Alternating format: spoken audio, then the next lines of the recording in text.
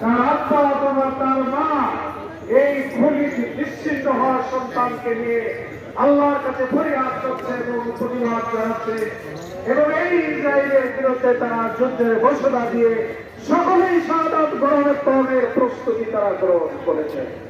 বন্ধুগণ, এ পর্যন্ত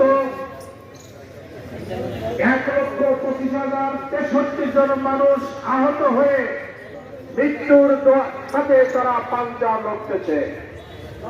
বিভিন্ন পত্র পত্রিকায় রিপোর্ট এসেছে, ছোট ছোট শিশু কিশোররা বর্বরচিত অথবা হামলায় ভেঙে যাওয়া বিধ্বস্ত বিল্ডিং এর তলায় পড়ে চিৎকার করতে করতে তারা শাহাদাতের পেয়ালা পান করে যাচ্ছে।